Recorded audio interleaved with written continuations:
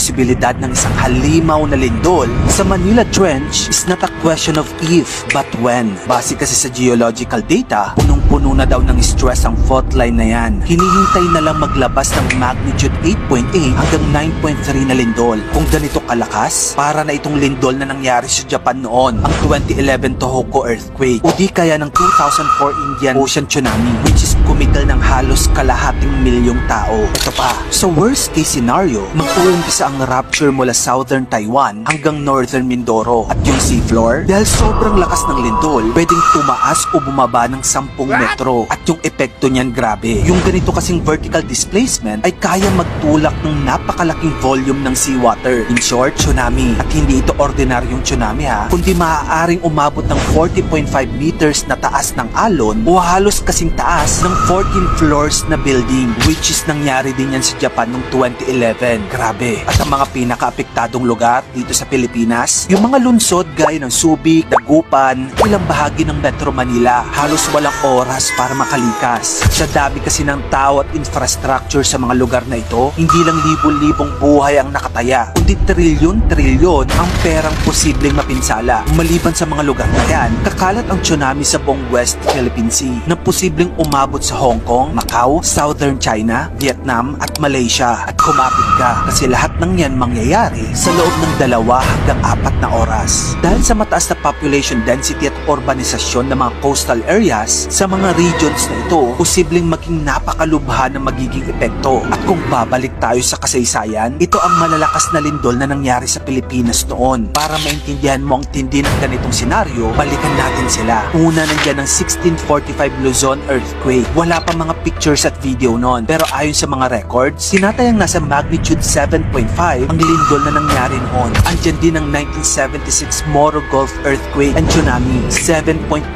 naman ang lindol na yon. 8,000 ang namatay. Karamihan nalunod sa tsunami sa Mindanao. Andyan din yung sikat na 1990 Luzon earthquake. Magnitude 7.8 yon. Tumama sa Baguio, Cabanatuan at Dagupan. 1,621 ang namatay at bilyon-bilyon ang damage. Yung pinaka-recent 2013 Bohol earthquake, magnitude 7.2 yon. Nagwasak ng mga simbahan, daan at mga tulay. 222 ang nasawi. Kung ikukumpara, wala sa mga ito ang lumagpas ng magnitude 8. Ang hinihintay nating lindol mula sa Manila Trench, nasa magnitude 9.0 plus. So mas malakas pa, mas mataas ang malilikhang tsunami nito. Ang bottom line ng video ito, hindi para manakot, pero para maghanda tayo. Kung ngayon pa lang ay may sapat ng early warning systems, disaster drills at evacuation plans, mas mababawasan ang bilang na maapektuhan. Sa ganitong sitwasyon, hindi na natin tatanungin kung magkano ang kita, kundi magkano ang mawawala kung hindi tayo maghahanda.